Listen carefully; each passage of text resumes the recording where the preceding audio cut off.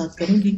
کوئی بھی شخص جب بڑا ہوتا ہے اور اللہ تعالیٰ اس کو اولاد کی نعمت سے نوازتا ہے تو اولاد اس کے لیے دنیا کی سب سے قیمتی دولت ہوتی ہے. اور جتنا کوئی بھی انسان اپنی اولاد کے لیے فکر مند ہوتا ہے اتنا کسی بھی اور چیز کے لیے نہیں، اور خصوصاً مائیں، مدرس.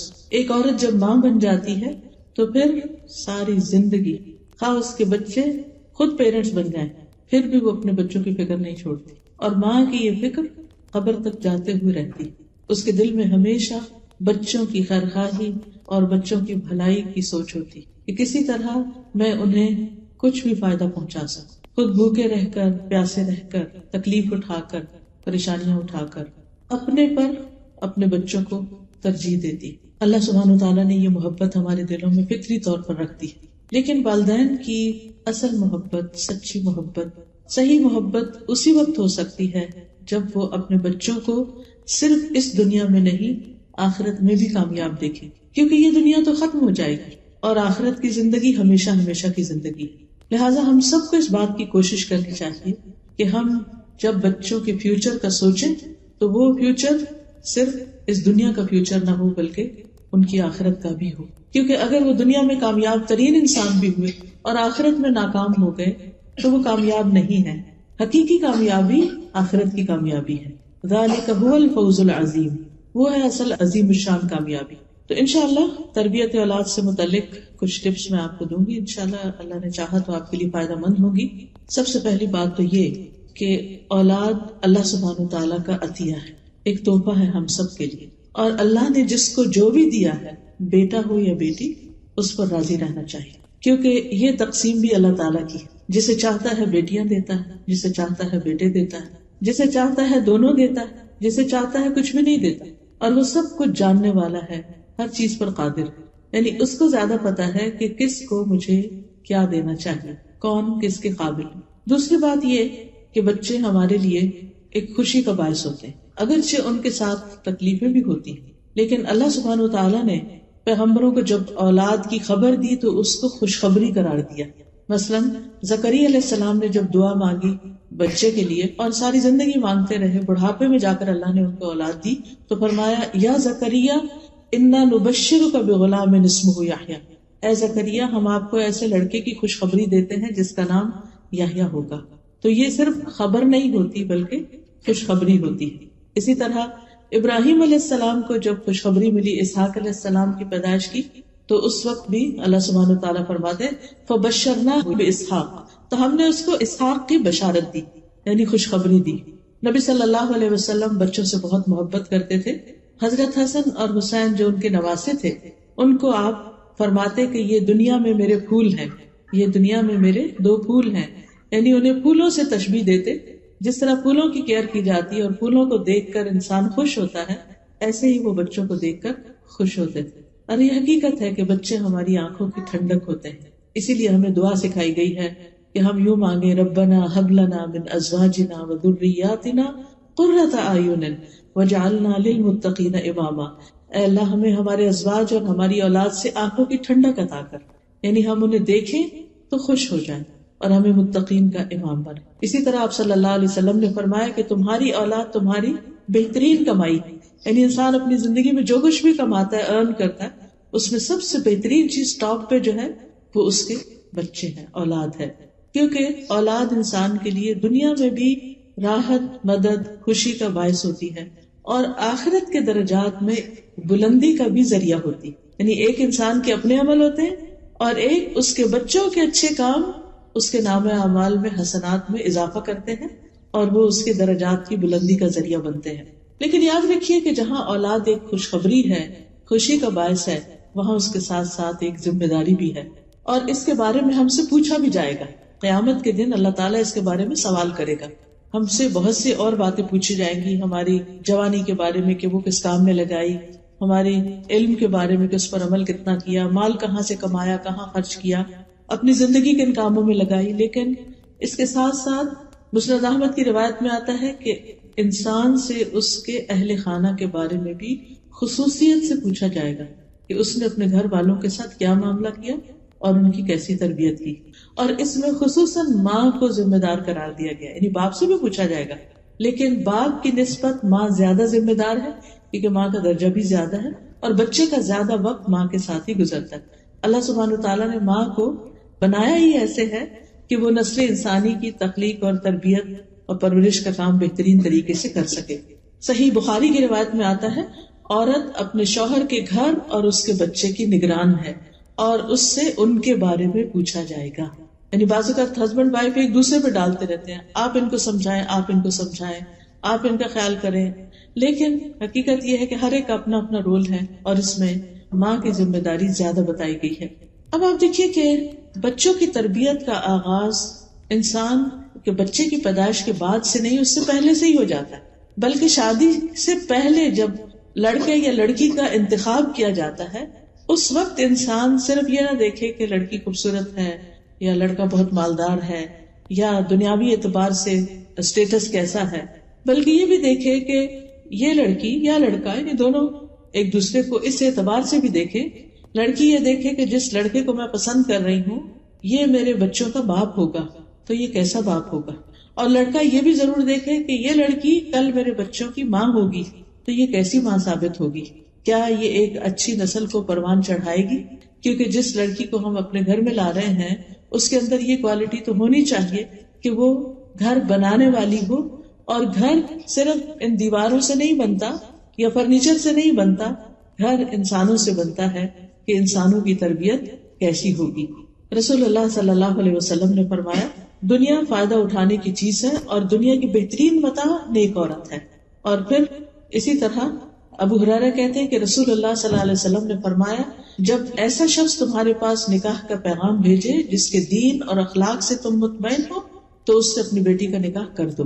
اگر ایسا نہیں کرو گے تو زمین میں فتنہ و فساد برپا ہوگا, یعنی بہت بگاڑ آئے گا.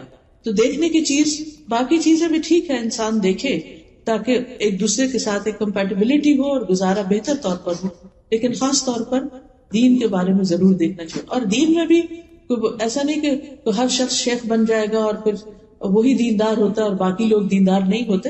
نہیں, دیندار ہونے سے مراد کیا ہے کہ انسان اللہ کے حقوق ادا کرتا ہو اور اس کے ساتھ ساتھ بندوں کے حقوق بھی ادا کرتا ہو. اللہ سبحانہ وتعالیٰ کے حقوق میں کیا چیز آتی ہے, جسے نماز کا فریضہ, یعنی اگر لڑکی ہے تو نماز کی پابند ہو, لڑکا ہے تو بھی نماز پڑھتا ہو. اسی طرح اگر لڑکا کما رہا ہے تو حلال کمانے والا, کیونکہ کمائی کا اولاد کی تربیت پر بہت بڑا اثر پڑتا ہے. پھر اسی طرح آپ دیکھیے کہ لڑکی ہے تو اس کے بھی یعنی کہ اخلاق کیسا ہے یا شرافت کیسی ہے, اور اس کے ساتھ ساتھ اس میں بھی نماز اور پھر ساتھ حجاب, کیونکہ جس طرح مردوں کے لیے حلال کمانا اسی طرح عورت کے لیے اس کی عزت عصمت اور اس کی شرم و حیا جو ہے اس کا لحاظ رکھنا بھی ضروری ہے.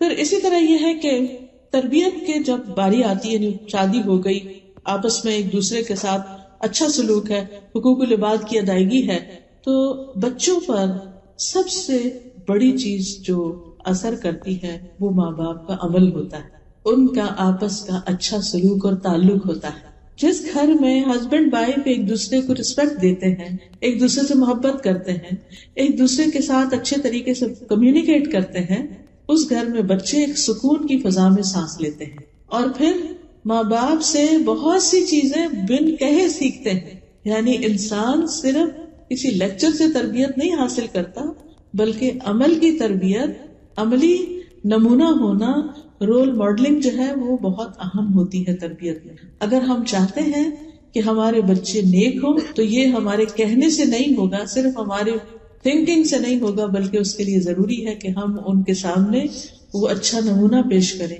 وہ بن کے دکھائیں جو ہم ان سے چاہتے ہیں کہ وہ بنے. اب آپ دیکھیے کہ ہر ماں باپ کی یہ خواہش اور تمنا ہوتی ہے کہ ہمارے بچے نیک ہوں, فرما بردار ہوں, اچھے ہوں, لیکن ماں باپ کو یہ ضرور سوچنا چاہیے کہ کیا ہم اللہ کے فرما بردار ہیں, کیا ہم ایک اچھے انسان ہیں, کیا ہم اللہ کا اور بندوں کا حق دینے والے ہیں.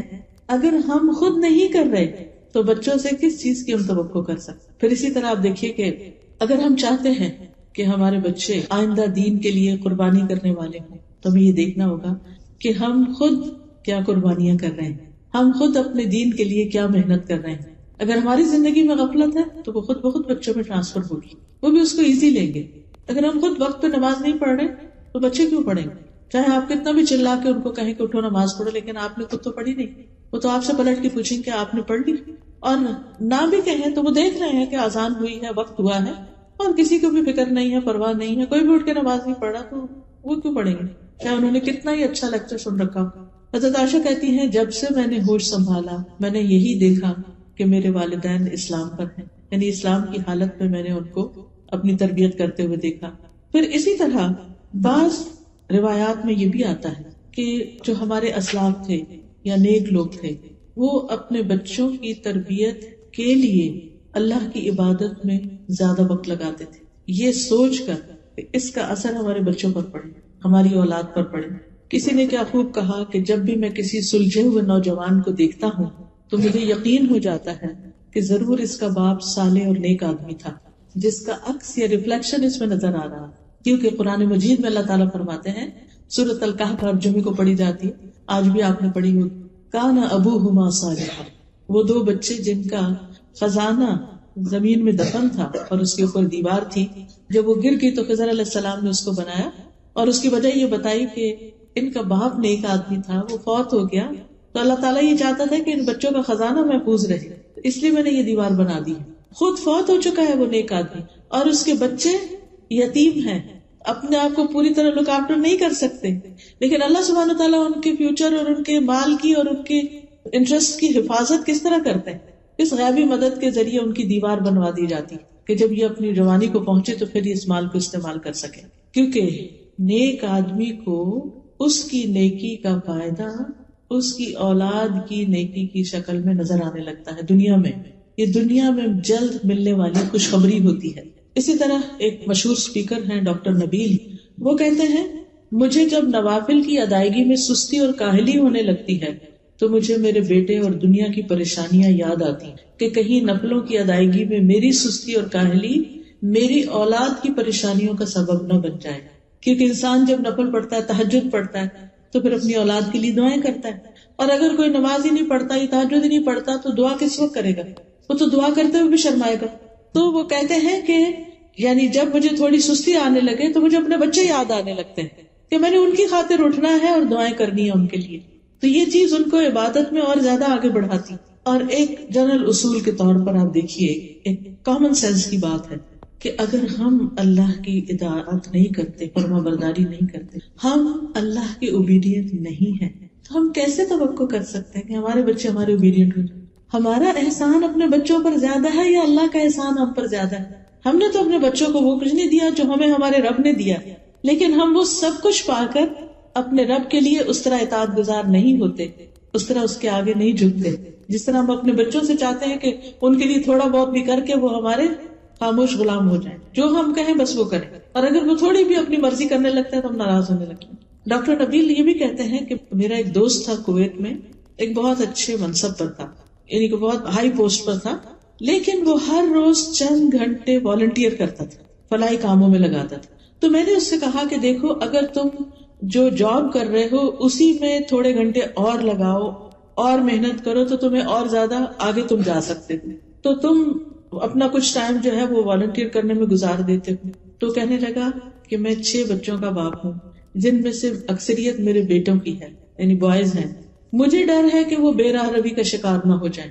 جب سے میں نے قرآن مجید میں کانا ابوہما صالحا کی تفسیر پڑھی ہے کہ ان کا باپ نیک آدمی تھا، اس لیے ان بچوں کی اللہ نے کیئر کی، تو میں نے اپنی زندگی کا ایک بڑا حصہ فلاحی کاموں میں لگا دیا ہے، میں والنٹیئر کرتا ہوں، اور اس کے اثرات میں اپنے بچوں میں دیکھ رہا ہوں، کیونکہ بچے جب دیکھتے ہیں نا کہ ہمارے ماں باپ سب کی خدمت کرتے ہیں، سب کے کام آتے ہیں اور اپنا وقت لگاتے ہیں، تو پھر ان کے اندر اس چیز کی ایک قدر ہوتی ہے، ایک ڈگنیٹی ہوتی ہے۔ لیکن اگر کوئی بچہ یہ دیکھے کہ باپ بیکار پڑا سوتا ہی رہتا ہے اور کوئی کام وقت پہ نہیں کرتا، اپنی ذمہ داریاں بھی نہیں پوری کرتا، کما کے بھی نہیں لاتا، تو وہ اس کے لیے کیسا رول ماڈل ہو؟ اور وہ باپ پھر بچوں سے کیا توقع کر سکتا ہے کہ وہ اس کے لیے کیسے بچے بنے؟ پھر اگر ہم بھی چاہتے ہیں کہ ہمارے بچے نیک ہوں، فرمانبردار ہوں، صالح ہوں، تو ہم سب کو چاہیے کہ ہم چاہے جاب کرتے ہوں، چاہے کچھ کام کرتے ہوں، چاہے ہم بزنس کرتے ہوں، کوئی کمائی کرتے ہوں، لیکن اس کے ساتھ ساتھ ہم ضرورت مند انسانوں کی مدد بھی ضرور کریں، ہم اپنے آپ کو والنٹیئر کریں، کسی بھی جگہ جو بھی ہماری اسکل ہے اپنے علم کے ساتھ، اپنی طاقت کے ساتھ، اپنے مال کے ساتھ دوسروں کی خدمت کریں. حدیث میں آتا ہے اللہ اس بندے کی اس وقت تک مدد کرتا ہے جب تک بندہ کسی دوسرے بندے کی، اپنے بھائی کی مدد میں ہوتا ہے. آپ دوسروں کی مدد کر رہے ہیں، آپ دوسروں کی خدمت میں لگے، اللہ آپ کی مدد کرے گا اس چیز میں جہاں آپ ضرورت مند ہیں. اللہ آپ کے کام بنائے گا.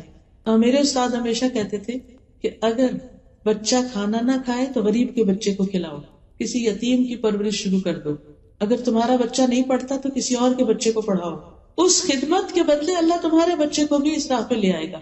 یعنی جس چیز کی اپنے گھر میں کمی دیکھتے ہو وہ دوسروں کو دے کر حاصل کرو. آپ دیکھیے کہ کتنا بڑا وعدہ ہے کہ اللہ اس بندے کی مدد میں ہے، اللہ اس کی مدد کرے گا. مانا کہ اللہ اس کی مدد کرے گا جو کسی کی مدد کرتا ہے، جو دوسروں کی مدد میں لگا رہتا ہے. تو کبھی یہ نہ سوچا کرے اوہ اتنے گھنٹے میرے باہر لگ گئے، اتنے گھنٹے مجھے کیا ملا. خاص طور پر اس معاشرے میں جب کہ ہر گھنٹے کی ایک قیمت ہے. آپ اپنی سروسز دیتے ہیں تو آپ کو اس کے بدلے میں مال مل جاتا ہے. ٹھیک ہے کچھ پیسے ہمارے ہاتھ میں آتے ہیں، ہمیں خوشی ہوتی ہے، ہر انسان کو خوشی ہوتی ہے کیونکہ انسان کے اندر مال کی محبت اللہ نے رکھ دی ہے. یہ کبھی بھی نہیں ہوا کہ آپ کو کوئی مالی فائدہ حاصل ہو اور آپ میں میرا تو کوئی دل ہی نہیں کہ مجھے کوئی فائدہ ہے.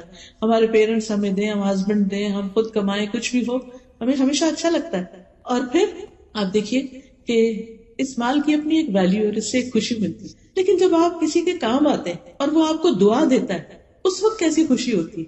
کسی کی خدمت کر کے، کسی کی مدد کر کے، کسی کے کام آ کے، ہاں ہم تھک ہی جائیں لیکن اس کے بدلے میں جو ہمیں راحت اور خوشی نصیب ہوتی ہے، اور پھر اس وعدے کا یقین کہ میں نے دوسروں کی مدد کی، اللہ میری مدد کرے گا. تو آپ اپنے بہت سے بوجھ اور پریشانی اپنے اوپر سے ہٹا دیتے ہیں، اپنے امور اللہ کے سپرد کر دیتے ہیں. یہ کیسے ہو سکتا ہے کہ میں خالص اس کی رضا کے لیے اس کے بندوں کی خدمت کروں اور وہ میری مدد نہ کرے؟ وہ ضرور کرے گا. پھر اسی طرح عبداللہ بن مسعود کے بارے میں آتا ہے کہ وہ رات کو جب نوافل ادا کر رہے ہوتے تھے، تہجد پڑھ رہے ہوتے تھے، تو سامنے اپنے بچے کو سویا دیکھ کر کہا کرتے تھے من اجلک یا بنیا، تیری خاطر اے میرے بچے. یا بنیا کا مطلب کیا ہے؟ اے میرے بچے، تیرے روشن مستقبل کی خاطر، تیرے برائٹ فیوچر کی خاطر میں اپنی نماز میں اضافہ کر لیتا ہوں. ابن مسیب ایک تابعی ہے، سعید ابن مسیب، کہتے ہیں اے میرے بیٹے میں تمہاری وجہ سے نماز کو لمبا کرتا ہوں اس امید پہ کہ تمہارے بارے میں میری حفاظت کی جائے گی، یعنی تمہارے بارے میں مجھ سے جو سوال کیا جائے گا قیامت کے دن اس کے بارے میں مجھے پکڑ نہیں ہوگی. اور پھر اسی آیت کی تلاوت کی وَكَانَ أَبُوهُمَا صَالِحًا. اسی طرح ایک آدمی کا طریقہ یہ تھا کہ جب بھی اس کا کوئی بچہ اخلاقی طور پہ بگڑ جاتا، کوئی ضد کرتا، کوئی بدتمیزی کرتا، تو وہ صدقہ کرتا اور کھانا کھلاتا. یہ دو کام کرتا، صدقہ کرتا، کھانا کھلاتا. کیوں؟ کیونکہ قرآن مجید کی آیت میں آتا ہے خذ من اموالہم صدقۃ تطہرہم وتزکیہم بہا، ان کے مالوں سے صدقہ لے کر اس کے ساتھ انہیں پاک کرے گا اور انہیں صاف کرے گا.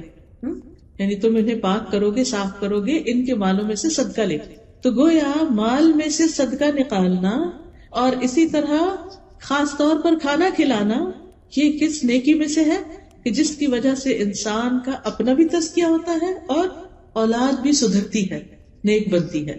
اور وہ شخص کہتا اے اللہ یہ صدقہ میرے بیٹے کے اخلاقی تزکیے کے لیے، یہ جو میں صدقہ کر رہا ہوں یہ میں اس نیت سے کر رہا ہوں کہ میرے بیٹے کو نیک بنا دوں. پس بے شک یہ اخلاقی بے رہ روی میرے لیے اس کی بیماری سے زیادہ شدید ہے. یعنی بچہ بیمار ہو فزیکلی وہ کم درجے کی مصیبت ہے، لیکن اگر وہ بگڑ جائے اور بے راہ ہو جائے تو وہ بہت بڑی مصیبت ہے.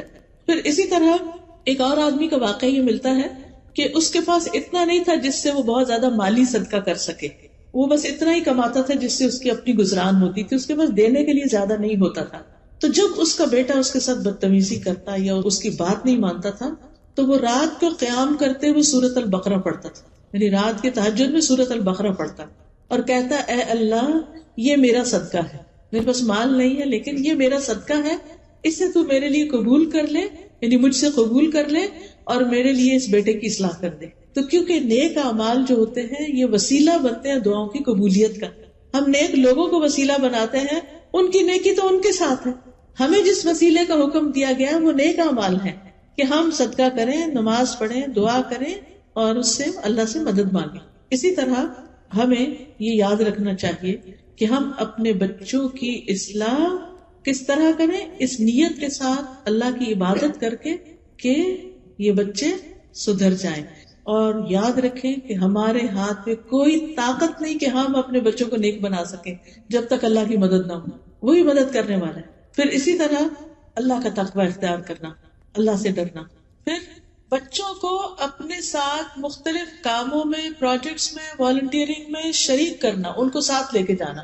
مثلا ہر جمعے کو آپ جو ابھی آپ کے قریب مسجد ہے اس کی صفائی اپنے ذمہ لے سکتے ہیں کہ نمازیوں کے آنے سے پہلے میں ہال کی صفائی کروں. آپ کیا کر سکتے ہیں کہ اپنے بچے کو تھرسڈے نائٹ ساتھ لے جائیں. خود اکیلے نہیں جائیں، ہسبینڈ وائف، بچے کو ساتھ لے کے جائیں کہ چلے اللہ کا گھر صاف کرتے ہیں. اور پھر ایک ایک کونے قدرے کو صاف کریں، کہیں کوئی داغ دھبا ہے اس کو مٹائیں، اس کو خوشبودار کریں، صفحے لگائیں. جو بھی ایک مسجد کی خوبصورتی اور بیوٹیفیکیشن ہو سکے. مسجد اللہ کا گھر ہو. ہم اپنے گھروں کو کتنا سجاتے ہیں، اور جب ہمارے مہمان آ رہے ہوں تو ہم کیئر کرتے ہیں اور بھی سجاتے ہیں، صاف ستھرا کرتے ہیں، عام روٹین سے زیادہ کرتے ہیں. تو جمعے کے دن اللہ کے مہمان آتے ہیں. ویسے تو 5 نمازیں، لیکن آپ کو پتا ہے ہمارے یہاں 5 نمازیں کہاں اتنی فل مسجد ہوتی ہے. لیکن جمعے کے دن اتنے لوگ ہوتے ہیں کہ بعض اوقات صحیح اگر ارینجمنٹ نہ ہو تو لوگوں کو صحیح جگہ بھی نہیں ملتی. لیکن وہ صفائی کیوں نہیں ہو پاتی مسجدوں کی، وہ ایک چیئرفل ماحول کیوں نہیں ہوتا بعض اوقات؟ صرف اس لیے نہیں ہوتا کہ ان کے پاس والنٹیئر نہیں ہوتے.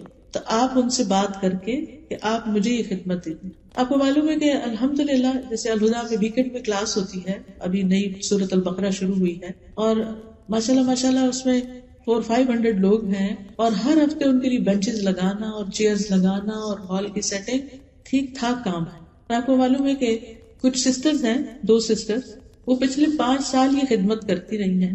میں نے آج تک نہیں دیکھا ان کو کہ وہ کون ہے. مجھے ریسنٹلی بتایا گیا کہ وہ ارلی مارننگ آتی ہیں کلاس سے پہلے اور آ کر سارے بینچز لگاتی ہیں خاموشی. ان کے بچے بھی ساتھ ہوتے ہیں. وہ بغیر ناشتے کے نماز پڑھتے ہی بس گھر سے نکل آتے ہیں، کیونکہ اتنے سارے بینچز کہاں سے نکال کے وہ پورے ہال میں لگانے ہیں اور پھر ساری سیٹنگ کرنی ہے. اور پھر جب ساری سیٹنگ ہو جاتی ہے تو پھر کلاس سے پہلے بچوں کو ٹم ہارٹن پہ لے جا کے ان کو تھوڑا کھلا پلا کے پھر واپس آ کے کلاس اٹینڈ. یہ والنٹیئرنگ ہے.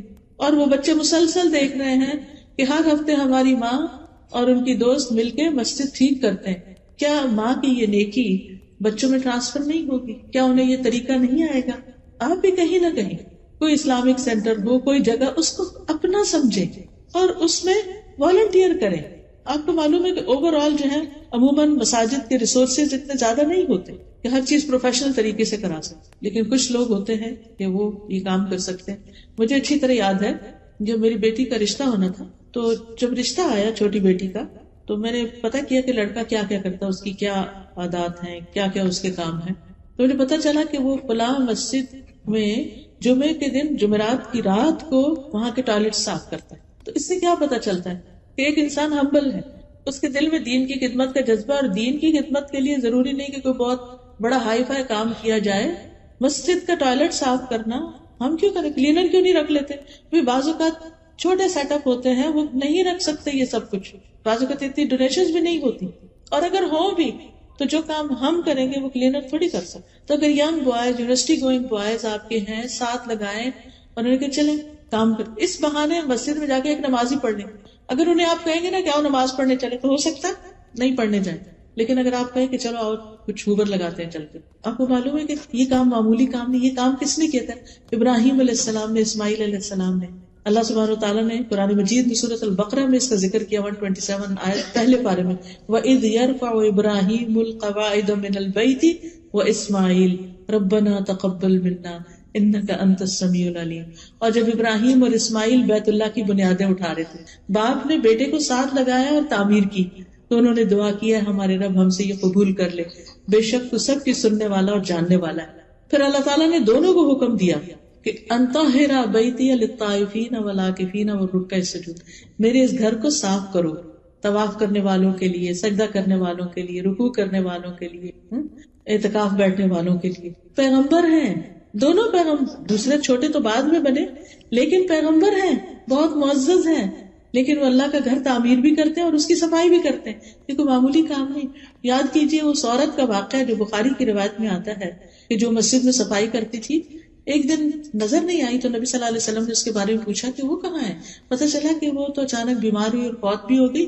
تو صحابہ نے کہا کہ کیا نبی صلی اللہ علیہ وسلم کو تکلیف دیں گے رات کے وقت؟ انہوں نے رات میں خود ہی جنازہ پڑھا، اس کو دفن کر دیا، کیونکہ حکم یہی ہے کہ جو ہی ڈیتھ ہو بس جتنا جلد از جلد جنازہ کرو.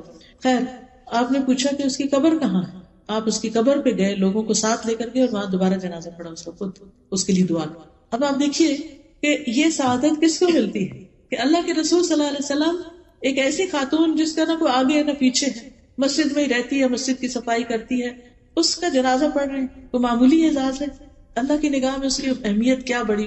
ہم سمجھتے کہ بہت بڑے بڑے ٹائٹل ہوں اور پھر ہم کام کریں تو پھر اس سے ہماری بہت شان بنے گی. شان ہمیں لوگوں کی نظر میں چاہیے تو شان اللہ کی نگاہ میں ہونی چاہیے. تو یہ چھپی نیکیاں بعض اوقات اور یہ اللہ کی خاطر ایسے کام کرنا، اس کا اثر اولاد میں جاتا ہے. پھر اسی طرح مسجدوں کے علاوہ آپ دیکھیے ہاسپٹلز ہیں، بوڑھے لوگوں کے اولڈ ہومز ہیں. کل میری بیٹی بتا رہی تھی کہ ان کا اسکول کا ٹرپ گیا ہوا تھا بچوں کا، اولڈ ہوم میں لے کر گئے تھے، شاید 8-9 سال کا ہے بچہ اس کا. کہہ رہی تھی کہ کل شام گھر آ کر اتنا رویا کہ جس طرح اس نے بوڑھے لوگوں کو وہاں دیکھا، کوئی فیملی ان کے پاس نہیں، وہ بیمار ہیں، وہ بیٹھے ہوئے ہیں، لونلی ہیں.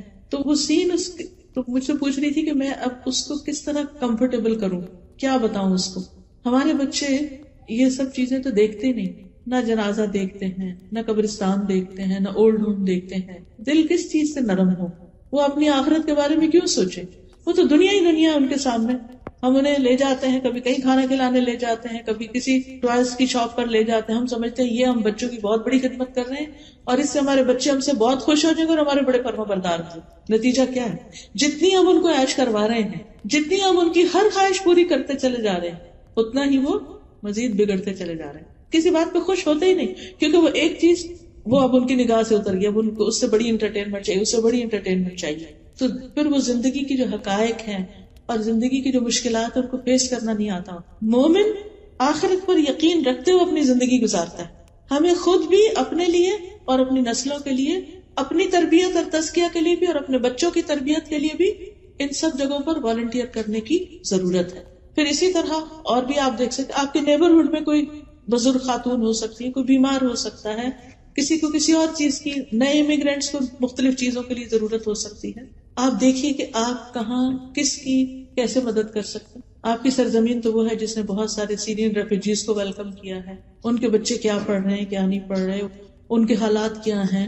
ایسے لوگوں سے آپ کانٹیکٹ کر سکتے ہیں جو ڈائریکٹ ان کی مدد خدمت کر رہے ہیں، ان کے ساتھ آپ شامل ہو سکتے ہیں. بہت کام ہے کرنے کے، لیکن اپنی ذاتی زندگی، اپنی گھریلو زندگی، اپنی سوشلائزنگ میں سے وقت نکالیے. اگر آپ واقعی چاہتے ہیں کہ آپ کے بچے صحیح راستے پر آ جائیں تو پھر اپنے جان، اپنے وقت، اپنے مال کو اللہ کی خاطر قربان کریں. پھر اسی طرح بات ہو رہی تھی کہ اچھا رول ماڈل بن کے بچوں کی تربیت کرنا. اس میں یہ بھی آتا ہے کہ جیسے بچوں سے کیے ہوئے وعدے پورے کریں، ان سے غلط بیانی نہ کریں، سچی بات کریں. ایک خاتون نے اپنے بچے کو بلایا، ادھر آؤ میں تمہیں کچھ دوں. تو آپ نے اس سے پوچھا کہ تم کیا دینے والی ہو؟ انہوں نے کہا کہ میں اس کو کچھ میٹھی چیز دوں گی، کھجور دوں گی. تو آپ نے فرمایا اگر تم اسے کچھ نہ دیتی تو تمہارے اوپر جھوٹ کا گناہ لکھا جاتا ہے. کبھی بھی بچوں سے جھوٹ نہ بولو، ان کا اعتماد چلا جائے. زندگی پر کسی پہ بھی ٹرسٹ نہیں کرتے، کیونکہ ماں ایسی چیز ہوتی ہے نا کہ جس پر انسان آنکھیں بند کر کے ٹرسٹ کرتا ہے. لیکن اگر یہ انسان کو احساس ہو جائے نا کہ ماں دھوکہ دیتی ہے، ماں ڈرامہ کرتی ہے. پچھلے دنوں کسی خاتون کی بات مجھ سے ہوئی تو بہت پریشان تھی. کہتی بچے نے گھر چھوڑ دیا، کہیں اور جا کے رہتا ہے. اور میں نے اس سے بہت کہا ہے کہ تم ایسا نہیں کرو، لیکن وہ نہیں مانتا. تو کہتی کہ جب شاید وہ رونے لگی یا کسی طرح اس کو سمجھانے لگی تو کہتے ماں آپ بہت ڈرامے کرتی. اب آپ دیکھیں، ماں کو یہ کہنا کہ تم ڈرامے کرتی ہو، اس کے آنسو کو ڈرامہ سمجھنا، کہ جیسے ڈرامے میں کوئی ہوتا ہے نا کیریکٹر، تو اس میں وہ جھوٹ موٹ کر روتے ہیں اور وہ لگتا ہے جیسے رو رہے. اگر ہمارے بچے ہمارے بارے میں یہ سوچیں کہ ہماری ماں جو ہے وہ ٹرسٹ وردی نہیں ہے اور ہمارے ساتھ بس ایسے فراڈ کر رہی ہے اور ہماری کیئر نہیں کرتی اور اس کو ہماری ضرورت نہیں ہے، یا کسی بھی طرح اگر بچوں کے اندر ایسی کوئی فیلنگ آ گئی ہے تو یہ نہیں ہونا چاہیے نا. تو اس کے لیے یہ ہے کہ بچوں کے ساتھ کیا کریں، سچ بات کریں، ٹرسٹ بلڈ کریں. کسی بھی کامیاب ریلیشن شپ کے لیے بہت ضروری ہوتا ہے کہ ایک دوسرے پر اعتماد کیا جائے، ٹرسٹ کیا جائے. کیونکہ جہاں ٹرسٹ نہیں ہوتا نا وہاں پھر اتفاق نہیں ہوتا، محبت نہیں ہوتی، پھر وہ بات نہیں سنتے. اس کے علاوہ بچوں کو فارمل اسلام کی ایجوکیشن بھی دینی چاہیے. دنیا کی تعلیم تو لے رہے ہیں، اگر اسکول میں جاتے ہیں تو آپ دیکھیں دن کا ایک بڑا حصہ اسکول میں گزار کے آتے ہیں. لیکن اگر وہ گھر پہ ہیں اور آفٹرنون میں آپ خود ان کو سکھا سکتے ہیں، یا کسی مسجد میں یا کہیں بھی ان کو بھیج سکتے ہیں، تو دین کی باقاعدہ تعلیم دیں. دیکھیے کہ ہم میں سے اکثریت نے اس ماحول میں آنکھ کھولی ہے جہاں ہمارے کانوں میں اذانوں کی آوازیں بھی پڑتی تھی، آس پاس مسجدیں بھی تھی، گھروں میں نمازیں بھی پڑھی جاتی تھی، بہت کچھ دیکھ دیکھ کے ہم سیکھ گئے اسلام کے بارے میں. لیکن ہمارے بچوں کو بہت کچھ سکھانے کی ضرورت ہے، تب وہ ان کو پتا چلے گا کہ یہ دین ہے، یہ اسلام ہے. تو اس میں آپ دیکھیے کہ حضرت لقمان نے اپنے بیٹے کو جو سب سے پہلی چیز سکھائی تھی وہ کیا تھی؟ یا بنی لا تشرک باللہ ان الشرک لظلم عظیم. سب سے پہلی چیز یہ کہ بچوں کا عقیدہ درست کریں، ان کو توحید سکھائیں، ون نفس اللہ سبحانہ وتعالی. کیونکہ اگر وہ توحید پر ہے نا تو کوئی اسے غلطی کوتاہی ہو بھی گئی تو اللہ تعالیٰ معاف کر دے گا. لیکن اگر شرک میں انہوں نے زندگی بسر کی تو شرک تو بہت بڑا ظلم ہے، شرک کا گناہ کبھی معاف نہیں ہوگا جب تک کہ اس سے توبہ نہ کر لے. تو لا الہ الا اللہ کا معنی سکھانا بہت ضروری. وہ کیسے؟ عبداللہ بن عباس کہتے ہیں کہ ایک دن میں نبی صلی اللہ علیہ وسلم کے پیچھے سوار تھا تو آپ نے فرمایا، اے لڑکے، میں تجھے چند کلمات سکھا رہا ہوں، اللہ کے احکام کی حفاظت کرو، اللہ تمہاری حفاظت کرے گا. اللہ کی حفاظت کرو یعنی اللہ کے احکامات کی، تم اسے اپنے سامنے پاؤ گے. جب مانگو اللہ سے مانگو، یہ ہے توحید کہ جب مانگو اللہ سے مانگو. اس لیے بچوں کو کوئی بھی چیز ضرورت ہو تو آپ اسے کہ اچھا اللہ سے دعا کرو اور پھر آپ اس کو ہیلپ کریں، لیکن اسے اپنے سے نہیں جوڑیں، اللہ سے جوڑیں. پھر جب مدد چاہو اللہ سے مدد مانگو، امتحان میں مدد چاہیے، بزنس میں، جاب میں، کسی بھی چیز میں اللہ سے مدد مانگو. جان رکھو اگر ساری دنیا مل کر تمہیں کوئی نفع پہنچانا چاہے تو تمہیں کچھ نفع نہیں دے سکتی، کچھ فائدہ نہیں دے سکتی سوائے اس کے جو اللہ نے تمہارے لیے لکھ دیا. اور اگر سارے مل کر تمہیں کوئی نقصان دینا چاہے تو تمہیں کچھ نقصان نہیں دے سکتے سوائے اس کے جو اللہ نے لکھ دیا. قلم اٹھا لیے گئے، صحیح پہ خشک ہو گئے. تو اس سے کیا پتا چلتا ہے کہ بچوں کو بچپن سے ہی بتا دینا چاہیے کہ اصل فائدہ اور نقصان اللہ کے ہاتھ میں، کوئی تمہارا کچھ نہیں بگاڑ سکتا، تاکہ ان کے اندر ایک بہادری ہو. اور پھر یہ سکھاؤ کہ جو کچھ چاہیے اللہ کی طرف رجوع کرو. یہ ہے توحید. آپ کو معلوم ہے کہ حضرت یعقوب علیہ السلام کی جب وفات ہوئی تو وفات سے پہلے وہ اپنے بچوں کو جو وصیت کر رہے تھے اس کے بارے میں قرآن میں آتا ہے، ام کنتم شہداء اذ حضر یعقوب الموت اذ قال لبنیہ ما تعبدون من بعدی قالوا نعبد الہک و الہ آبائک ابراہیم و اسماعیل و اسحاق الہ واحدا ونحن لہ مسلمون. کیا تم موجود تھے اس وقت جب یعقوب کو موت آئی، جب اس نے اپنے بیٹوں سے کہا میرے بعد کس کی عبادت کرو گے؟ پیغمبر ہے اللہ کے یعقوب علیہ السلام، جن کے بیٹے یوسف علیہ السلام بھی، اور باقی بھائی تو آپ کو معلوم ہے وہ قصہ. تو ان کو وہ جوان بیٹے تھے، بڑے تھے، سمجھدار تھے، ان کو کہہ رہے ہیں کہ میرے بعد تم کس کی عبادت کرو گے یہ بتاؤ. حالانکہ وہ اسلام پر تھے. آج آپ دیکھیں آپ کے بچے جس ماحول میں رہ رہے ہیں، کیا یہ میک شور کرنا، جاننا ضروری نہیں کہ ہمارے بعد ہمارے بچے، ہماری نسلیں اسلام پر ہوں؟ تو ان سے پوچھنا چاہیے کہ ہمارے بعد تم کس ریلیجن کو فالو کرو گے، کس دین پر ہوگے تم؟ تو انہوں نے کہا ہم آپ کے الہ یعنی اللہ کی عبادت کریں گے جو آپ کا الہ ہے، آپ کے باپ دادا کا، ابراہیم کا، اسماعیل اور اسحاق علیہ السلام کا، الہ واحدہ ونحن لہ مسلمون، اور ہم سب اسی کے مسلمان فرما بردار ہیں. اس سے کیا پتہ چلتا ہے کہ پیغمبروں نے اپنی اولاد کو ایک الہ کی عبادت کی تعلیم دی اور مرتے دم تک اس کی فکر کی. پھر ان کے اندر اللہ کا ڈر پیدا کیا جائے گا. لوگوں کا ڈر نہیں پیدا کریں، اس سے بزدلی آتی، اللہ کا ڈر، اس سے قوت آتی. حضرت لقمان ہی کے بارے میں جو ابھی آیات پڑھی گئی، انہوں نے کہا تھا یا بنیا، اے میرے چھوٹے بچے، بے شک اگر کوئی چیز رائی کے دانے برابر ہی کیوں نہ، آسمان میں ہو، چٹان میں ہو، یا آسمانوں یا زمین میں، اللہ اس کو لے آئے گا. بے شک اللہ بڑا باریک بین، پوری خبر رکھنے والا. تو اللہ سبحانہ تعالیٰ کے ناموں اور صفات کا علم دے بچوں کو کہ اللہ کون ہے، اللہ کی پہچان دے، پھر آخرت کا تصور دے ان کو. یاد ہوگا آپ کو کہ نبی صلی اللہ علیہ وسلم نے جب ابتدائی دعوت دی تھی اسلام کی تو آپ نے اپنے خاندان والوں کو دعوت پہ بلایا تھا. تو اس وقت سب سے خطاب کر کے کیا کہا تھا؟ کچھ یاد ہے آپ کو کہ جب آپ نے اپنے خاندان والوں کو دعوت پر بلایا تھا تو اس وقت کیا کہا تھا؟ وَأَنذِرْ عَشِيرَتَكَ الْأَقْرَبِينَ، اپنے قریبی رشتہ داروں کو خبردار کرو. آپ نے ایک ایک کر کے سب کے نام لیے تھے. پھر خواتین میں سے پھپھی کا نام لیا اور اپنی بیٹی کا نام لے کے کہا اے فاطمہ بنت محمد صلی اللہ علیہ وسلم، اپنے آپ کو جہنم کی آگ سے بچاؤ. میں اللہ کی طرف سے تمہارے لیے کسی چیز کا اختیار نہیں رکھتا. تم لوگوں سے رشتہ ہے، میں اسی طرح جوڑتا رہوں گا جس طرح جوڑنا چاہیے، لیکن اللہ کے ہاں رشتے ختم ہو جائیں گے، تمہیں میں نہیں بچا سکتا. تو آخرت کی فکر ڈالی اپنی بیٹی کے اندر کہ اپنے لیے خود کچھ کرو. پھر اللہ تعالیٰ سارے اہل ایمان کو حکم دیتا ہے یا ایھا الذین آمنوا قوا انفسکم واہلیکم نارا، اے ایمان والو اپنے آپ کو، گھر والوں کو آگ سے بچاؤ. اور اس کے لیے پہلا قدم توحید اور دوسری چیز عبادات میں نمازوں کی پابندی. 7 سال کا بچہ ہو جائے تو نماز شروع کرا دیتے. ایک نماز سے شروع کرے پھر 2 3 4 5 جب تک 10 سال کا ہو 5 کی عادت پڑ جائے اور پھر مسجد کی عادت پڑ جائے, صبح وقت پہ جاگنے کی عادت پڑ جائے, اور پھر سنتوں اور نوافل کی بھی. کیونکہ بعض اوقات بچوں کو ہم فرض پہ لگاتے ہیں نا, ساری زندگی پھر فرض پر ہی رہتے ہیں, یہ بڑی مشکل ہو جاتی ہے, انہیں سنت پڑھنی مشکل ہو جاتی ہے. تو بچپن میں 10 سال کی عمر میں پھر تھوڑی تھوڑی سنتیں بھی ساتھ شروع کرا دیں, کیونکہ بڑے ہو کے عادتیں توڑنا بڑی مشکل ہو جاتی ہے. پھر اسی طرح روزے رکھ پانا. ربیہ کہتی ہیں کہ ہم عاشورہ کا روزہ خود بھی رکھتے, بچوں کو بھی رکھواتے, اور جب مسجد جاتے تو ان کے لیے اون کا کھلونا بناتے. جب کوئی افطار کے قریب کھانے کے لیے روتا تو ہم اس کو کھلونا دے دیتے کہ کھیلو, دل بہلاؤ, روزہ رکھو. یعنی چھوٹے بچوں کو بھی روزہ پورا کرواتے, بچوں کو حج عمرے پہ لے کے جانا. بعض اوقات ہم ہالیڈیز پہ ادھر جا رہے ہیں ادھر جا رہے ہیں, لیکن اللہ کے گھر لے جانے سے بہت فرق پڑتا ہے. ایمان تازہ ہوتا ہے, ان کے اندر یقین پیدا ہوتا ہے, وہ جو شک والی کیفیت ہے نا وہ دور ہوتی ہے. اس گھر کے اندر اللہ نے ہدایت کا سامان رکھا ہے, روشن نشانیاں رکھی. تو بچوں کو بھی کہہ سکتے ہیں, خود بھی, کہ چلے سب مل کے پیسے جمع کرتے ہیں اور ہم عمرے پہ یا حج پہ جائیں گے. کیونکہ صحابہ جو تھے وہ اپنے بچوں کو بھی ساتھ لے جاتے تھے حج پہ. پھر قرآن سکھائیں, قرآن کی تعلیم دیں, صرف ناظرہ اور حفظ نہیں, قرآن کو سمجھنے کی بھی, سمجھ کر پڑھیں. کسی کا کہنا ہے اپنے بچے کو قرآن سکھا دو, قرآن اسے سب کچھ سکھا دے گا. یعنی جو تم اسے نہیں نہ سکھا سکتے, تربیت نہیں کر سکتے, یہ کرو یہ نہ کرو, تو اگر تم اسے قرآن سکھا دو گے اسے سب باتیں خود ہی پتہ چل جائیں گی, تو تمہارا بہت کام کم ہو جائے گا. نہیں تم ایک کام کر لو, باقی کام وہ کرے گا. اسی طرح نبی صلی اللہ علیہ وسلم کی سیرت, احادیث اور دعائیں, خاص طور پر حفاظت کی دعائیں, صبح شام کی دعائیں, تاکہ بچے ہر طرح کے شر سے محفوظ رہیں. جب چھوٹے ہوتے ہیں تو مائیں خود پڑھ پڑھ کے دم کرتی رہتی ہے, لیکن جب بڑے ہو جاتے ہیں پھر کوئی بھی نہیں پڑھتا, تو یا مائیں دور سے پڑھ رہی ہوتی ہے, نہیں, ان کو سکھاتے وہ خود پڑھیں اپنے اوپر. چوتھی چیز جو ہے وہ ہے اخلاق سکھانا, اخلاق اور تمیز اور آداب اور مینرز, سویلائزڈ اور مہذب بچے, عمدہ آداب, اچھے اخلاق. اور اس میں پہلی چیز یہ ہے کہ کسی کے ساتھ برا سلوک نہ کریں. کسی کے لیے بہت کچھ نہ بھی کر سکے تو برا سلوک نہیں کریں, گالی گلوچ نہ دیں, لڑائی جھگڑا نہ کریں, کسی کے کھلونے نہ چھینے, کسی کی کوئی چیز چرا کے نہ گھر میں لے آئیں.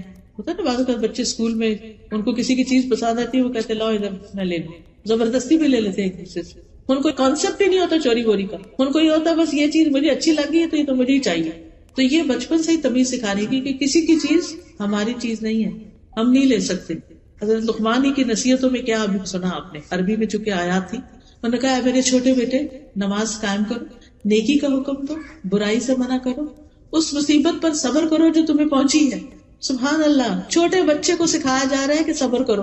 اب جو بچہ چھوٹی سی چوٹ لگ چیخنا پکارنا شروع کر دیتا ہے تو اس کو ہر وقت چیخنے کی اجازت نہ دیں. اور پھر کہا کہ یہ ہمت کے کاموں میں سے ہے. لوگوں کے لیے اپنا رخسار نہ پھلاؤ, منہ پھلا کے مت بیٹھو, زمین میں اکڑ کے نہ چلو. اللہ کسی اکڑنے والے, فخر کرنے والے سے محبت نہیں رکھتا. اپنی چال درمیانی رکھو, اپنی آواز نیچی رکھو. سب آوازوں سے بری یقیناً گدھوں کی آواز ہوتی ہے. یہ انہوں نے اپنے بچے کو تمیز سکھائی, ایٹیکیٹس اور مینرز. ہمارا فرض بھی بنتا ہے کہ ہم بچوں کو ہر طرح کے آداب سکھائیں, لباس پہننے کے, سونے کے, جاگنے کے, گھر سے نکلنے, گھر میں داخل ہونے, سواری پر بیٹھنے کے, زندگی کے سارے معاملات میں. لیکن یہ سب کچھ اسی وقت سکھایا جا سکتا ہے جب ہم خود بھی سیکھیں, ہمیں خود بھی آتا ہو. پھر اسی طرح گھر میں آتے ہوئے اجازت لینے کے, کسی کی چیز اٹھاتے ہوئے, ایون بہن بھائیوں کی بھی چیز لینی ہے نا تو وہ طریقہ سکھائیں کہ دیکھو اجازت سے لینی, زبردستی نہیں لینی کسی کی چیز. پھر اسی طرح گفتگو کے آداب, چیخنے چلانے کی اجازت نہ دیں, اپنا لہجہ درست رکھیں بچے.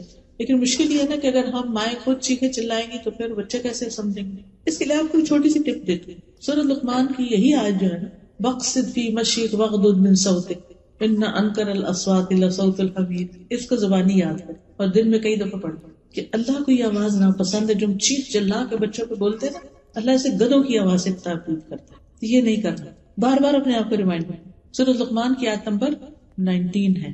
ٹھیک ہے, اور ذرا اگر اس سے پیچھے سے چلے ہم تھوڑا سا, وَلَا تُسَعِّرْ خَدَّكَ لِلنَّاسِ, منہ موڑ کے نہیں بات کرتے.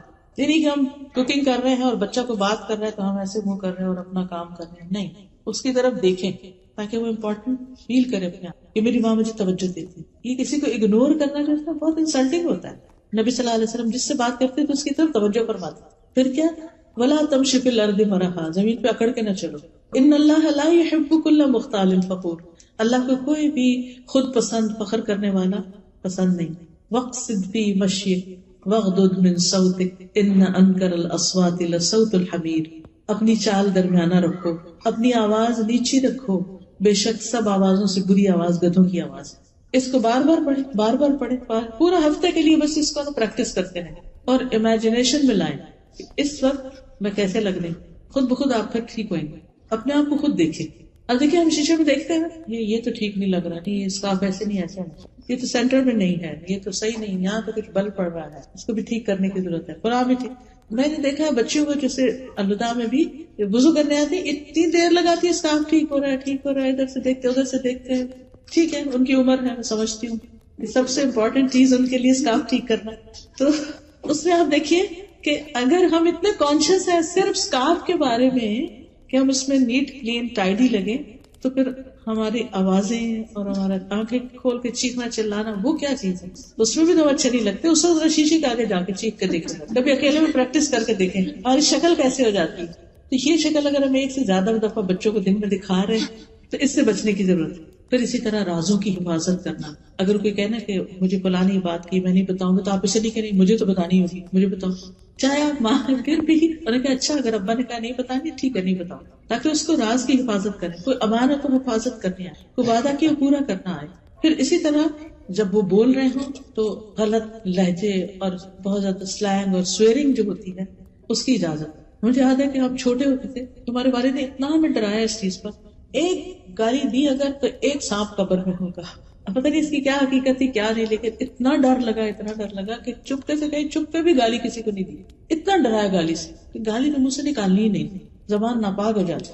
آج آپ دیکھیں گے ہم پگ کا لفظ بولتے ہوئے تو مسئلے کا شکار ہو جاتے ہیں کہ نہیں یہ تو آپ نے بچوں کو اسکول میں کتاب کیوں پڑھا دی گئی، اور یہ اس کو تم اتنا بڑا ایشو بنا لیں اور اس کو گالی بنا دی، لیکن اور جو وہ ادھر ادھر کی گالیاں بول رہے ہیں اس کے ہم شاید خود بھی نہ پتا ہو کیا کہہ رہے ہیں۔ اس چیز کو بہت کانشیس رہے، زبان صاف رہے، ٹھیک ہے۔ ایک دفعہ جب وہ زبان پہ ایسی چیزیں چڑھ جاتی ہیں تو پھر وہ ہمیشہ اسی طرح بولتے ہیں، اور شروع میں ہنستے ہیں ہم بچوں پر کہ دیکھو اس نے کوئی نیا لفظ سیکھی ہے، لیکن بعد میں وہی چیزیں نقصان کا باعث بنتی ہیں۔ اور قبر میں سانپ ہے ہی نہیں، لیکن ہمارے اعمال نامے میں یہ چیزیں لکھی جا رہی ہیں اور کل قیامت کو دیکھنی بھی ہوگی۔ اسی طرح یہ کہ بچوں کو اچھا ماحول دیں، گھر کے اندر بھی، لیکن باہر جہاں دوستوں میں یا کسی سینٹر میں یا کہیں بھی بچوں کا کوئی کلب ہے وہاں بھی دیکھ بھال کے لے جائیں کہ اور بچے کس قسم کے آتے ہیں وہاں پر، کیونکہ بچے اپنے دوستوں کو بہت کاپی کرتے ہیں۔ تربیت میں ایک حصہ آپ کا ہے لیکن ایک حصہ ان کے ماحول کا ہے، یعنی جو گھر سے باہر کا ہوتا ہے کہ ان کے فرینڈز کیسے۔ اچھے بھلے بچے دین سے دور ہو جاتے ہیں صرف اس وجہ سے کہ فرینڈز جو ہے وہ دین پر نہیں۔ حدیث میں آتا ہے صاف طور پر کہ انسان اپنے دوست کے دین پر ہوتا ہے، اسے چاہیے کہ دیکھے کہ وہ کس کو دوست بنا رہا ہے، کس کی کمپنی میں رہتا ہے۔ آپ جو کچھ ہے نا اپنی کمپنی کی پیداوار ہے، اس لیے اچھے لوگوں کے ساتھ، نیک لوگوں کے ساتھ خود بھی بیٹھیں، ان کو بھی لے جائیں، اس مجلس کی آداب سکھائیں۔ ٹھیک ہے جب بچے شور کر رہے ہوں تو کسی الگ کمرے میں لے کے بیٹھے، لیکن میں نے دیکھا کہ کچھ مائیں اپنے چھوٹے بچوں کو مسجد میں لاتی ہیں، جیسے اللہ تعالیٰ سمجھا سکھا کے پاس بٹھاتی ہیں اور بچے آرام سے بیٹھے رہتے۔ میں حیرت سے دیکھتی رہتی ہوں کہ پورا خطبہ اس بچے نے سن لیا بغیر کچھ گڑبڑ کیے، کیونکہ بچپن سے ماں کو لانے کی عادت تھی اور سمجھا کے لائے، یہاں بھاگنا نہیں، یہاں بولنا نہیں، یہاں کچھ کرنا نہیں، یہ اللہ کا گھر ہے، یہ اللہ کا گھر ہے۔ تو اس سے کیا ہوگا کہ اس کے دل میں جو ہی مسجد دیکھے گا اندر آئے گا، وہ آٹومیٹیکلی اس میں یہ چیز آئے گی کہ یہاں نہیں بھاگنا، یہ نہیں۔ لیکن اگر ہم لے تو جائیں مسجد اور اس کے بعد اپنی دوستوں کے ساتھ لگ جائیں اور بچے ہر طرح کی بدتمیزیاں کرتے پھریں، تو اس سے پھر وہ کیا سیکھیں گے؟ تو پہلے سے ذہن بنا کے لائیں ہم اللہ کے گھر جا رہے ہیں، جیسے ہم کسی دوست کے گھر رہتے ہیں، ہم فلاں آنٹی کے گھر جا رہے ہیں، فلاں جگہ جا رہے ہیں، ہم مال جا رہے ہیں، ہم فلاں کھیلنے جا رہے ہیں، لیکن جب مسجد آئے تو بھی ہم مسجد جا رہے ہیں اور مسجد میں جا کے ہم یہ کریں گے وہاں، اور اس کے لیے موٹیویٹ کریں گے کتنا اجر اور کتنا ثواب ہے۔ پھر اسی طرح لوگوں کی خدمت کی عادت اگر بچپن سے ہی ہو جائے تو بہت اچھی، اور اس میں ظاہر ہے کہ پھر رول ماڈل تو آپ ہی ہوگے۔ گھر میں اگر آپ کی ساس ہیں، بڑی امی ہیں، تو ان کے پاس ڈیلی بیٹھنا، وقت نکالنا، ان کی تھوڑی خدمت کرنا اور بچوں کو ساتھ لگانا کہ اچھا چلو تم بھی لگو، چلو میں ان کے پاؤں دبا رہی ہوں تم ہاتھ دباؤ، وہ تھوڑی دیر دبائیں گے پھر بھاگ جائیں گے، بور ہو جائیں گے، پھر آئیں گے، پھر لیکن کرتے کرتے کرتے ان کو عادت ہو جائے گی۔ حضرت انس کہتے ہیں کہ جب نبی صلی اللہ علیہ وسلم مدینہ آئے تو میری عمر 10 سال تھی، میری مائیں، نانی، خالہ وغیرہ مجھے نبی صلی اللہ علیہ وسلم کی خدمت کی مسلسل تاکید کرتی تھی، اور میں نے آپ کی 10 سال خدمت کی۔ حضرت انس آپ کے ساتھ رہے تو کس نے سکھایا تھا کہ نبی صلی اللہ علیہ وسلم کی خدمت کرنا؟ ماں نے سکھایا تھا۔ اور وہ کہتے ہیں کہ جب آپ کی وفات ہوئی تو میں 20 سال کا تھا، اور بہت سے احکامات انہوں نے صرف دیکھ دیکھ کے گھروں میں سیکھے تھے۔ پھر اسی طرح اگر ممکن ہو تو بچوں کو کسی اسکالر یا کسی ایسے شخص کی کمپنی میں دیں کہ جو ان کو بہت سی اور چیزیں بھی ساتھ رکھ کے سکھا سکے. یا اگر دنیا کی تعلیم تربیت بھی دینی ہے تو اس میں آپ دیکھیے کہ جیسے اگر کھانا پکانا ہے یا اور گھر کے کام ہیں اگر آپ خود سکھا سکتے ہیں، یا بعض اوقات آپ کی کوئی بہن یا بانجی یا کوئی اور، تو ان کے ساتھ تھوڑی دیر انہیں چھوڑیں کہ ان سے بھی سیکھیں چیزیں. اس سے تھوڑا ان کو ویرائٹی بھی مل جاتی ہے اور ڈفرینٹ لوگوں سے ڈفرینٹ چیزیں بھی وہ سیکھ سکتے ہیں. تو باصلاحیت لوگوں کی نگرانی میں بچوں کو دینا، ان کی کمپنی دینا. بچوں کو ہر وقت صرف بچوں میں نہیں رہنا چاہیے، یہ یاد رکھیے، کیونکہ جو بچے ہر وقت بچوں میں رہتے ہیں وہ کبھی بڑے نہیں ہو پاتے. جب آپ بڑے لوگ بیٹھے ہوں تو ان کو بھی بیچ میں ساتھ بٹھائیے، چاہے زیادہ دیر نہیں لیکن کچھ دیر ضرور بٹھائیے تاکہ وہ بڑوں کی کارآمد گفتگو سنے اور اس کو یاد رکھے. آپ کو معلوم ہے کہ حضرت انس جو تھے وہ چھوٹے تھے لیکن کتنی باتیں انہوں نے نوٹ کی. وہ کہتے ہیں کہ میں نے رسول اللہ صلی اللہ علیہ وسلم سے بڑھ کر کسی کو بچوں کے ساتھ شفقت کرنے والا نہیں پایا. پھر اسی طرح ہم دیکھتے ہیں کہ آپ صلی اللہ علیہ وسلم حضرت ابن عباس کو دعائیں دیتے ہیں. چھوٹے سے بچے ہیں، آپ کے گھر میں رات رہنے کے لیے آتے ہیں اپنی خالہ کے پاس کیونکہ ان کی اہلیہ تھی نبی صلی اللہ علیہ وسلم کی. پھر اسی طرح بچوں کو بول کے بھی محبت کا اظہار کریں. نبی صلی اللہ علیہ وسلم نے حضرت حسن کے لیے فرمایا اللہم انی احبہ، اللہ میں حسن سے محبت کرتا ہوں، فاحبہ، آپ بھی اس سے محبت کریں. واحبب من یحب، اور آپ اس سے بھی محبت کریں جو حسن سے محبت کریں. یعنی آپ بچوں کا احساس دلائیں، بول کے بھی کہیں کہ آپ مجھے اچھے لگتے ہیں. پھر پیار سے مخاطب کریں، نک نیم بھی رکھ سکتے ہیں، ان کو توجہ دیں، ان کے ساتھ بچوں کی طرح کھیل کھیلیں. نبی صلی اللہ علیہ وسلم نماز سے سر نہیں اٹھاتے تھے جب بچے آ کے بیٹھ جاتے تھے کمر پر. پھر اسی طرح بچوں کے ساتھ کھیلنا، جیسے پکڑن پکڑائی یا کچھ. حضرت حسین گلی میں کھیل رہے تھے، نبی صلی اللہ علیہ وسلم اپنے ساتھیوں کے ساتھ جا رہے تھے، آپ نے ان کو چھوڑا، آگے بڑھ کے حضرت حسین کو پکڑا اور وہ آگے آگے بھاگنے لگے. تو پھر آپ نے ان کا ایک ہاتھ یہاں تھوڑی کے نیچے رکھا، دوسرا سر کے پیچھے سے یوں کر کے ان کو اوپر کیا اور ان کو کس کیا اور پھر چلے گئے اور بھاگ کے پیچھے سے پکڑا تھا ان کو. ان چیزوں سے بچے بہت خوش ہوتے ہیں، ان کا کانفیڈینس بحال ہوتا ہے، وہ شیئر کر سکتے ہیں، وہ ریلیٹ کر سکتے ہیں، کیونکہ عمر کا تو فرق ہے ہی، لیکن آپ کا جو رویہ ہے وہ اس فرق کو بہت تھوڑا کر دے گا. لیکن اگر آپ بہت سنجیدہ ان کے ساتھ اور وہ اپنے دل کی بات شیئر ہی نہیں آپ سے کر سکتے تھے، یہ اچھی بات نہیں، پھر آپ ان کو کہہ بھی نہیں سکتے کچھ. پھر اسی طرح اگر بچے بیمار ہو جائیں تو ان کا خیال کرنا، پھر ان کا علاج کرانا، لیکن اوور ڈوز نہیں کرنا. کچھ مائیں اتنی زیادہ کانشیس ہوتی ہے کہ چھوٹے چھوٹے بچوں کو بار بار ڈاکٹر کے پاس لے جانا اور بار بار ان کو خوب دوائیاں دے کے بچپن میں ان کی امیونٹی خراب کرنا، تو اس چیز سے بچنا چاہیے. پھر بڑے بچوں کو بھی پیار کرنا. بعض بچے ٹین ایجر ہیں تو کئی دفعہ تو ہمارے سے اونچے ہو جاتے ہیں، جتنے مرضی بڑے ہو جائیں ساتھ لگائیں، ماتھے بھی پیار کریں، ہاتھ پکڑیں، اس کو چومیں. اس سے بچوں کے اندر ایک آپ سے کلوزنس آئے گی، پھر وہ آپ سے شیئر کریں، پھر آپ ان کو اچھی نصیحت دے سکتے ہیں. کیونکہ بہت سے لوگ پوچھتے ہیں نا کہ اچھا جو بڑے بچے ہو گئے ان کے ساتھ کیا کریں. ان کے ساتھ تو ہر وقت لڑائی رہتی ہے، تم نکمے ہو، تم کچھ کرتے نہیں ہو، تم یہ نہیں کرتے. ان کی کسی بات پہ راضی نہیں، اب اس کا نتیجہ کیا ہوتا ہے، وہ پھر کترانا شروع کرتے، اوائڈ کرنا شروع کرتے، قریب ہی نہیں آتے، تربیت ہی نہیں ہوتی. پھر اسی طرح نبی صلی اللہ علیہ وسلم حضرت فاطمہ کو چومتے تھے، پاس بٹھاتے تھے، ان کو اپنی جگہ بٹھاتے تھے. پھر اسی طرح آپ اپنی چادر میں ان کو گھسا لیتے تھے بچوں کو، چھوٹے بچوں، پھر ان کو اٹھاتے تھے. کبھی مارا نہیں تھا چھوٹے بچوں کو، اور پھر زیادہ روک ٹوک بھی نہیں، ہر بات میں انٹرفیئر نہیں کرے، نہ یہ نہیں کرو. اب ہوتا ہے کہ بچہ سے نہ یہ نہیں لو، وہ اٹھا لیا، وہ پکڑا، وہ اٹھا لیا، وہ لیا. کچھ تو ان کے لیے بھی چھوڑ دیں کہ وہ بھی کسی چیز سے انجوائے کریں. ابھی آپ نے اپنی کتاب اٹھائی ہے، ان کے لیے کچھ اور رکھ دیں تاکہ اس پہ بعض بچے بھی کہتے ہیں وہی چاہیے جو آپ کی. اچھا بعض بچے قرآن پکڑتے ہیں، بچے نے قرآن پکڑ لیا، گرا دے گا. پھر کیوں آپ سوچ رہے گرا دے گا؟ آپ نیچے ہاتھ رکھ لیں اگر چھوٹا بچہ ہے، یا کسی بھی طرح نظر رکھیں، اور اگر بچہ آگے پیچھے کرے خود قرآن لے کے چومے، اس کو سینے سے لگایا کہ اللہ کی کتاب ہے نیچے نہیں رکھنا، تو نیکسٹ ٹائم کیئر کرے گا. لیکن یہ تو نہیں کہ بچہ قرآن کو ہاتھ ہی نہ لگانے دیں، اور جب وہ بچہ بڑا ہوگا اور آپ کہیں گے یہ لو قرآن، تو وہ کہے گا اب میں ہاتھ نہیں لگاتا اس، کیونکہ ہر دفعہ اس نے ہاتھ لگایا اور آپ نے کھینچ لیا اس سے، ہر دفعہ نماز پہ آپ پہ چڑھا اور آپ نے پیچھے کر دیا. وہ کیوں نماز اور قرآن سے محبت کرے گا؟ جن چیزوں کی دین میں رخصت ہے، اجازت ہے، اتنا تو ان کو کرنے دیں. اور پھر یہ آخری بات ہے کہ بچوں کے لیے خوب دعائیں کریں، کیونکہ صرف ہماری کوششیں کافی نہیں ہیں، دعائیں بہت ضروری ہیں. نبی صلی اللہ علیہ وسلم نے فرمایا 3 طرح کے لوگوں کی دعائیں قبول ہوتی ہیں: مظلوم کی دعا، مسافر کی دعا، اور والد کی اپنی اولاد کے لیے دعا. باپ بچوں کے لیے دعا کرے. آپ اپنے بارے میں کہتے تھے میں اپنے باپ ابراہیم کی دعا ہوں. انہوں نے دعا کی تھی نا کہ اللہ ایک پیغمبر بھیج اس میں سے، اور جو ان پہ تلاوت کرے اور کتاب اور سنت حکمت کی تعلیم دے. تو آپ کو اس بات پر خوشی تھی کہ ابراہیم علیہ السلام نے میرے لیے دعا مانگی تو میں پیدا ہوا اور میں نبی بن کے آیا. تو آپ اپنے بچوں کے لیے دعا میں اللہ ان کو ایسا بنا دے، ایسا بنا دے، ایسا بنا دے، جو بھی آپ کے ڈریمز ہیں، جو بھی خواب ہیں، اور ان کے سامنے بھی بولا کریں. اور کبھی بچوں کو بد دعا نہ دیں، غصے میں آ کے بد دعا نہیں، کیونکہ ہوتا کیا اس سے اگر قبول ہو گئی تو کون روئے گا. اور نیک اولاد کے لیے دعائیں، صالح اولاد کی دعاؤں کا ایک چھوٹا سا کارڈ ہے، اگر وہ ہو تو انسان کسی وقت دن میں ایک دفعہ پڑھ لے بچوں کے لیے، جس میں ربی حبلی من الصالحین، ربی حبلی من لدنک ذریۃ طیبہ انک سمیع الدعاء، ربنا هب لنا من ازواجنا وذرياتنا قرة اعین واجعلنا للمتقین اماما، ربنا واجعلنا مسلمین لک ومن ذریتنا امة مسلمة لک وارنا مناسکنا وتب علینا انک انت التواب الرحیم، رب اوزعنی ان اشکر نعمتک التي انعمت علی وعلى والدی وان اعمل صالحا ترضاه واصلح لی فی ذریتی انی تبت الیک وانی من المسلمین. ہر روز معمول بنا لیں کہ صبح میں یا رات میں ایک دفعہ ماں باپ کے لیے، ہسبینڈ کے لیے، بچوں کے لیے ضرور دعا کرتے ہیں، کیونکہ ہماری خوشیاں ان کے گرد گھومتی ہیں. یہ نیک ہوں گے تو ہمیں خوشی ہوگی.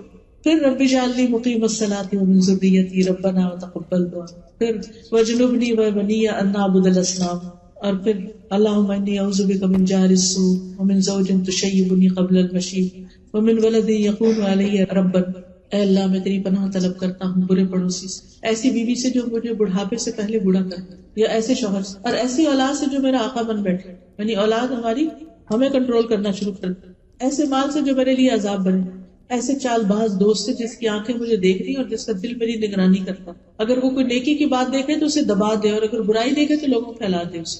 پھر بچوں کے نیک سلوک کے بدلے دعا دینا، اور اگر وہ کوئی بدتمیزی شرارت بھی کرے تو بھی دعا دے، بد دعا نہ دے. اور پھر والدین کے بچے کام خراب کریں نا تو ماں باپ کے لیے دعا کرنی شروع کر دیں. بچے نافرمانی کریں، یا اللہ میرے ماں باپ پہ رحم فرما، رب ارحمہما کما ربیانی صغیرا. آپ اپنے والدین کے ساتھ اچھے ہوں گے تو آپ کے بچے آپ کے ساتھ اچھے ہوں گے. پھر اسی طرح ان کے مال، اولاد، جان، اس میں برکت کی دعائیں کیا کریں. ان کے رزق میں برکت کی دعا ابراہیم علیہ السلام نے دعا کی تھی نا اپنے بچوں کے لیے کہ اللہ ان کو پھلوں میں سے رزق دے، حالانکہ مکہ میں کچھ نہیں اگتا تھا. اور پھر جب دوبارہ گئے تھے حضرت اسماعیل کی شادی کے بعد تو انہوں نے پوچھا کہ کیا کھاتے ہو، تو انہوں نے کہا گوشت، پانی. تو انہوں نے کہا کہ اللہ ان کی گوشت اور پانی میں برکت نازل فرماتے. اپنے بچوں کو دعا دی ان کے رزق میں.